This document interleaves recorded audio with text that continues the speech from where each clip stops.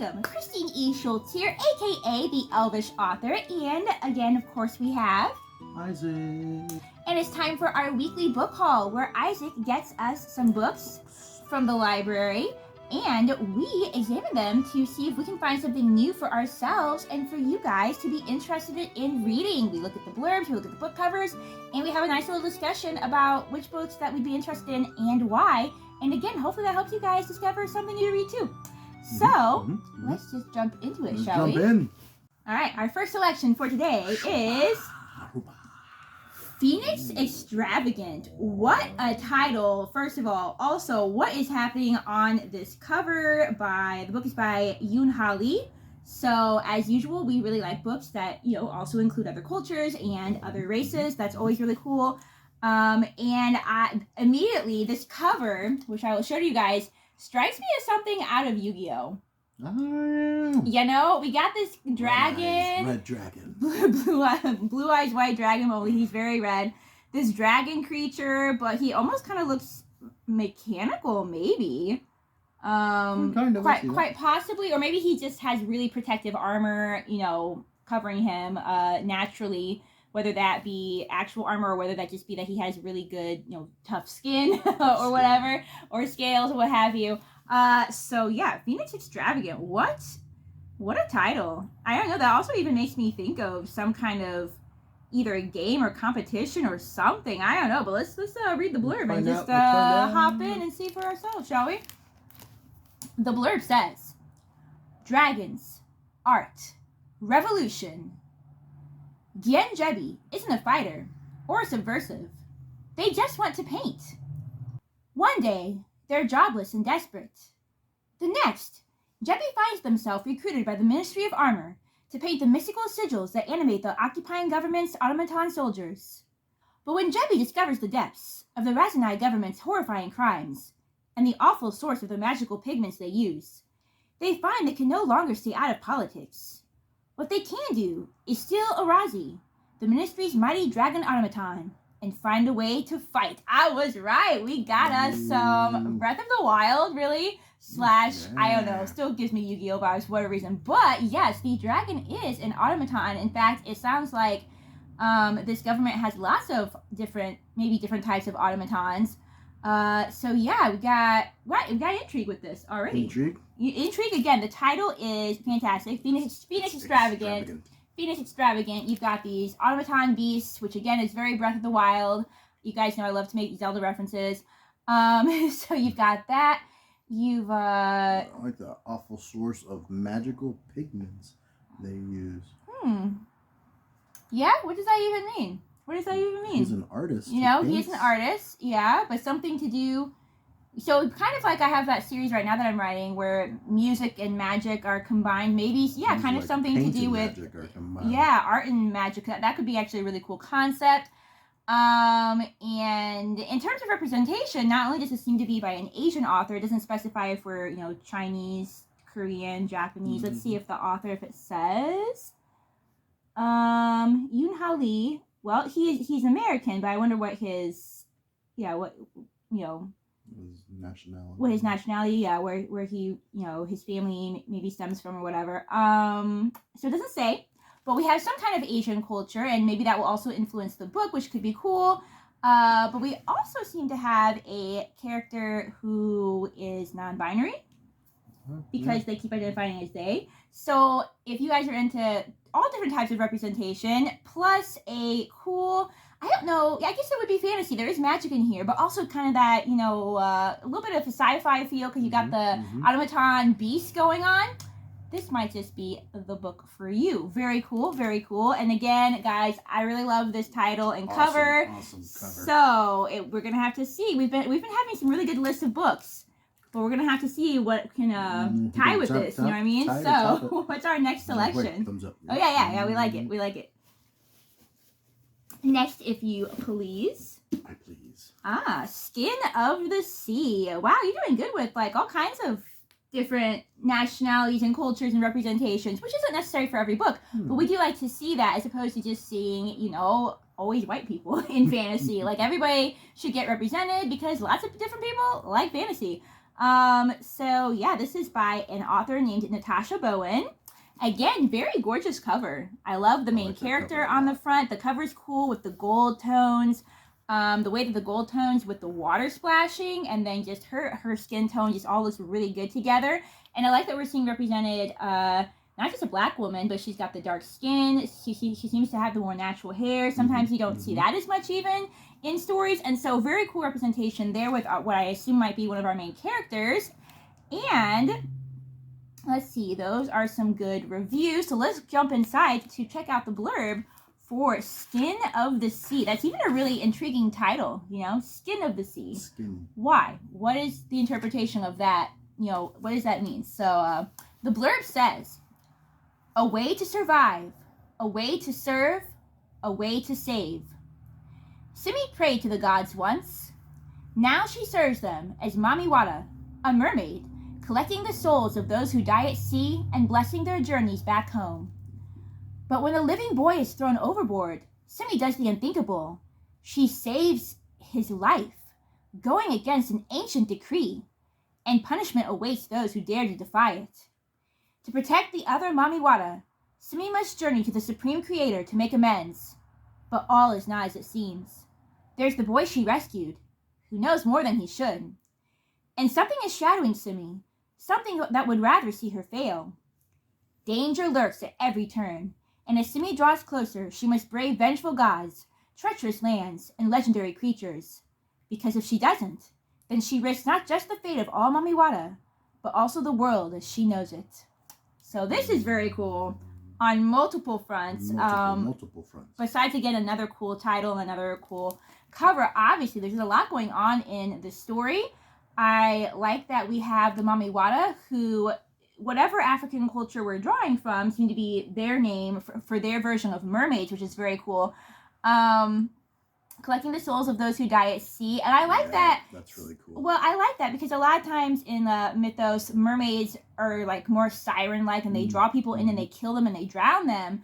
But it seems like these mermaids are kind of more, you know, trying to make sure that the souls who die have a peaceful journey back home. So that's kind of a cool, different interpretation of mermaids. But then, of course, you have a whole twist where we have somebody living thrown overseas, and I guess instead of letting him die, she decides to save him. So, you know, kind of Little Mermaid-ish, but obviously totally its own thing. And, you know, you've got the other Mamiwata. It seems like they're all in danger because of her decision to save this life, which gives you a whole moral dilemma. And then I'm curious who the Supreme Creator will be in this world, you know? What will all that be about? And then there's even the added layer of something dark following Simi and what's going on with that. So a lot of different cool elements in this. Yep. You know, and also I'm still not sure exactly what the title means, which it still adds to that mystery of wanting to find that out. So I think that I like this one a lot too. I like it too. What a good choice. So Skin of the Sea. Skin of the Sea. Love it. Ooh, we got psychedelic.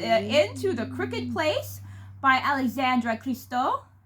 The realms make monsters of us all. And you've got, I don't know if you guys can see properly, but this really psychedelic, shiny cover. Ooh, with all these colors going on down at the bottom. We seem to have some kind of city. You've got a clock tower. I don't know if you guys can see with the shine, but there's this whole city down here, which is very cool. And on the back, there's a little quote that says, "Time will be carried in strange hands, across the realms and through stranger lands. What is done will be undone. A battle lost is a battle won. When midnight rings on a child's betrayal, your every success is doomed to fail." It's very ominous and mysterious. I like that. Time will be carried. So we maybe have some time travel or just some things. No, time's obviously a important factor. I like time travel. What is done will be undone. A battle lost is a battle won. A lot of opposites in here. And then, but at a child's betrayal, your every success is doomed to fail. There's a lot of interesting things happening just with that alone. And a lot of things that seem to be opposite, but a lot of undoing of things. I don't know. It's a lot of things that have to do with time and all of that.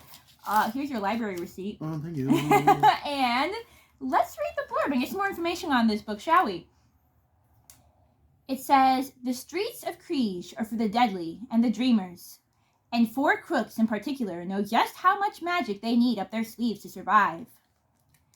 Tavia, a busker ready to pack up her dark magic wares and turn her back on Kriege for good. She'll do anything to put her crimes behind her. Wesley, the closest thing Kriege has to a gangster. After growing up on streets hungry enough to swallow the weak whole, he won't stop until he has brought the entire realm to kneel before him. Karim, a warrior who spends her days watching over the city's worst criminals and her nights in the fighting rings, making a deadly name for herself. And Saxony, a resistant fighter hiding from the very people who destroyed her family and willing to do whatever it takes to get her revenge. Everything in their lives is going to plan, until Tavia makes a crucial mistake. She delivers a vial of dark magic, a weapon she didn't know she had, to someone she cares about, sparking the greatest conflict in decades. Now these 4 magical outsiders must come together to save their home in the world before it's too late. But with enemies at all sides, they can trust nobody, least of all, each other. What do you think about this one? I think I like it. I think I like it too. Not quite as much as the other 2 for me personally. I mean, but this is definitely one of those books where it says 4 crooks. So kind of like one of those, maybe not thief books, but those books with that kind of theme. Yeah, we have like those like thief crook people. That's like a whole like a subgenre in itself. Yeah, it really is like a thing. And so if you're super into that, go for this book, I think. You do have 4 interesting characters. I love their names. Tavia, Wesley, really like Saxony. Karim, Saxony. These are all not super common names. They're all very cool. So I like that. Very different kinds of characters coming together. And sometimes the stories can be really interesting when you have 4 very different characters coming together. They each have their own agenda. You don't know who you can trust. And that coming togetherness, when done well, can be very cool. Intriguing. Yeah. So I definitely think that it's an interesting book. Again, it has a very cool. I really like the cover. Cool cover. That's Into the Crooked Place is also a very cool name as well. And it sounds like Kriege is kind of a crappy place, to be fair. So maybe they're also, maybe they'll be able to kind of turn that around and, make it into a better place. Who knows? But at any rate, interesting. For me, I'm going to give this a half of them because it's of interest to me, but not of super interest to me like the others. But who knows? We could read it and it could be surprisingly fantastic. So, and next, sir, is Scavenge the Stars. Well, like anything that has anything to do with stars, whether directly or indirectly. This one's by Tara Sim. And very classic fantasy cover. You've got a girl, looks like a girl, holding a sword. Or dagger. Yeah, who knows? Dagger. Could be a dagger. I think it's probably a sword. And it looks like, let's see here. If we have, doesn't really say. It almost looks like she could be an Asian culture again, but it's kind of hard to tell. I'm just kind of looking at her design. Yeah. It's possible, but who knows? We'd have to read to find out. This one has quite a lot of blurbs, so let's see what's going on in this book, shall we? The blurb to Scavenge the Stars by Tara Sim says, when Amaya rescues a mysterious stranger from drowning, she fears her rash actions have earned her a longer sentence on the debtor's ship where she's been held captive for years. Instead, the man she saved offers her unimaginable riches, a new identity, and the promise of retribution against Kamen Mercado, the powerful merchant who ruined Amaya's family and stole the life she once had. Cayo Mercado, heir to his father's empire, is well acquainted with the grit beneath the grandeur of Marais. In this opulent coastal city-state, where the corrupt slum king pockets gold from desperate gamblers and deadly ash fever spreads like rot, Cayo is desperate to shake his disreputable past. But when his sister falls ill, Cayo will do anything to save her life, even if it means making a deal with the slum king. As Amaya and Cayo become entangled in a dangerous game of deception, one of them set on protecting the Mercado family at any cost, and the other set on destroying it. They find themselves unexpectedly drawn to one another.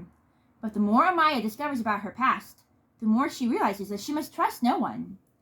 The first novel in a sweeping fantasy duology, this gender-swapped retelling of the Count of Monte Cristo is packed with high-stakes adventure, romance, dueling identities, and breathtaking betrayals, all brilliantly woven together by acclaimed author Tara Sim. Like, I was intrigued what was happening, but then they said reverse gender roles of Monte Cristo, and I was just like, hey, yeah, I can see that, because you have, I mean, I thought it was interesting at the beginning, you know, debtors' prisons used to be a whole thing back in the day. I don't know if they still are. If you guys know, tell me that if we still have, like, debtors' prisons, if that's still a thing, in whether in our country, here in the U.S., or other countries, I'm not really actually sure. Sorry, what's a debtor's prison? So basically, like, if you couldn't pay your bills or whatever the case may be, you owed a debt, you had to go to debtor's prison. It specifically was for people who owed a debt. And I think, I don't know a lot about it. I've just kind of, like, read a little bit and seen shows here and there. I think that you could technically try to work to get your way out of debt, but I don't think that you maybe had a great chance of that happening. I could even be wrong about that. But the point is that you went there if you had debt, and it was very hard to get back out again. You know, to be able to pay your, you know, how do you pay your debts if you're in prison and you can't make money to pay your debts? Just a bad system. Anyway, so yeah, that's where she is, only she's on the debtor's ship. So the prison must be a ship. Yeah, and that makes sense because you're out in the water, but then she finally gets this chance to, this unexpected chance to become rich and then go get her revenge. That is very Monte Cristo. Very, very. Yeah, and then it sounds like the man who wronged her, his heir, his son, Caio, they're going to end up teaming up at some point. Again, this is a story where people have kind of different agendas, and they team up together, and maybe there's even going to be, it sounds like, some romance between them, and that's probably going to be what we call a problem. So, Just a little. So I like this, and I like that it's got that reverse, you know, thing. I like, again, that we have a corrupt government. I always like having a corrupt government and kind of trying to overthrow that. You know, you've got the Slum King, who's just really rich and taking advantage of people and getting more riches that he does not need. So, yeah, but just for the practical fact alone that it's just like a retelling of the Count of Monte Cristo. That got me. I think that just gets like a thumb by itself, that even alone, without this sounding kind of cool. So I love the story of the Count. Yeah, so that's very cool. That's very cool. And I believe we should have one more selection to check out for you guys today. Uno más. This is a big one. Oh my goodness, it's a heavy one. Lady Hotspur. And the tagline says, "Heavy is the head that wears the crown." And the author is Tessa Gratton. This is an incredibly big, heavy book, guys. Like, obviously, you can't feel it through the screen, but it's a heavy. How many pages is this sucker? 592. Well, I can't talk because my book that I'm writing right now is almost that long at this point. My book that I'm writing right now is the third book in my Galilean Quartet series, which you guys can find the first book on Amazon and other websites, and hopefully soon the second book. There's been a lot of delays with COVID, but it should be out in the next month or two here. And so I'm doing book 3 right now, and it was only 515 pages, mind you. But now, since receiving edits and having to flesh out some more things, I think we're up to like 557. I don't know. I should stop trying to count. So I can't say anything because my book is going to be huge like this too. But yeah, let's check this one out. Again, I did say the author's name, Tessa Gratton. And so let's check out the blurb for her book, shall we? Which again is called Lady Hotspur, which is just interesting in its own right. Like, who is Lady Hotspur? How'd she get this name? Is that her real name? Is it a name that she's earned, like a title? You know, like, what is this all about? It says, "Strike fast, love hard, live forever." This is the motto of Aramoria's Lady Knights, sworn to protect the kingdom, the crown, and each other, in that order. But after a bloody rebellion and regicide, 2 young knights and childhood friends, deposed heir Banamora and reluctant new Prince Hal, must make impossible choices between family and friendship, king and kingdom. And between these 2 fierce princes is a knight who will decide all their fates. The Lady Hotspur is Sarna Percy, whose passion and support will turn the tides of the coming war, or bring the kingdom to its ruin. The future of Aramoria rests squarely on their young shoulders. One will turn to allies from afar, one will turn to ghosts of the past, and one will turn to blood. So I like that. It's a very short blurb. Very short. Especially considering such a long book, which is kind of nice because it leaves a lot of the book to be discovered, so I don't think that's necessarily a bad thing. And so if you're into, I think, very classic fantasy, medieval type of fantasy, I think this is good for you. Very much that. So I think that if you're into that type of book, that this blurb is plenty to already get you interested, especially because we have something different that you don't see all the time still is that you have this group of lady knights. They're specifically women knights, like Brienne of Tarth. And so I think that that's very cool, that they are very important in this book and in this kingdom. And the Lady Hotspur, so her name is Asarna Percy. So the Lady Hotspur, I'm wondering again if that's a specific title, and if so, how you received that title. So even though there's not a lot of information to this one, I like how big it is. I like how there's just so much that you just don't know what's going on yet. And I like that it's about Lady Knights. So even though it's not as strong for me as some of the others, I would still give this a thumbs up just because I'm intrigued by the Lady Knights and just how that whole thing works. And what's going to happen in this war? Because again, I think if you're really into classic fantasy, that this sounds like a good one. You know, this is it. Agree. Swords, wars, kingdoms, knights, wars. I don't know. I don't know if there's going to be any kind of magic. It doesn't say that. It could just be pure medieval, fantasy in the sense that it's obviously its own kingdom, but it might really just be swords and fighting and intrigue, and that's also totally cool too. So yeah, I like it. What a weighty book, you know. Sometimes it's nice. I wonder if this is a standalone. So I don't have a lot of time to read, guys, so I actually kind of like sometimes finding standalones, you know, just to say I read something and completed something, but didn't need a whole series. Although this one does have another book called The Queens of Innis Lear, and I'm honestly have no idea if that's a sequel or if it's in the series. Wait, did it mention? No, it didn't mention if it's in the series or not. So there could be another book in this series, or it could just be set in the same world. Who knows? But yeah, at any rate, she has more books. So, so that's all the books we have for today. Some really great titles. Are we picking a favorite today? I think I'm going to go with Phoenix Extravagant. Phoenix Extravagant. That might be mine. I also really did like The Skin of the Sea, just because of all the unique mermaid stuff that was going on. There was a lot happening. But yeah, the Phoenix Extravagant, if I had to pick just one, might be my favorite. There's a lot of, again, a lot of diversity representation, which is always cool. You've got the Asian cultures. You've even got, you know, for people who are on the who are non-binary, you've got a character like that as well. So if you're looking for all different kinds of representation, this seems like a good book for it. Yeah. And then just the again, the title and this concept of the automatons, very unique, very cool, but definitely close for me would also be Skin of the Sea and The Count of Monte Cristo. Where's the Count of Monte? Why can't I find it? It's right in front of my face. Yes, the this was the right one, right? Yes. Double check. Yes, the Scavenging the Stars. Because you've got the whole Count of Monte Cristo retelling, which is really cool. So yeah, thank you so much for watching. If you guys are enjoying our weekly book hauls, please be sure to subscribe and like and leave some comments down below. Have you read some of these books? Have you not? Which ones you'd be interested in reading? If you have read them, tell us if you like them or not and why. Although please do not give spoilers. If you are going to talk about spoilers, because maybe people want to discuss the book, please give a warning first so that we do not see them, since we have not read the book, and so others who have not read the books do not see them as well. For right now, we're gonna probably do these weekly book hauls, maybe a reading, or a little bit of a reading here or there. Throughout the end of the year, we might not do as much, just because holiday, Christmas, finals. Not a lot of time. I'm editing a 500-page book, so we're for sure gonna keep these weekly book hauls though, so that we can continue to introduce you guys and ourselves to new books to read. If there's anything specific you guys would like to see on the channel, though, please let us know that down below, too, as well. On that note, thank you so much for watching, and we will see you in our next video.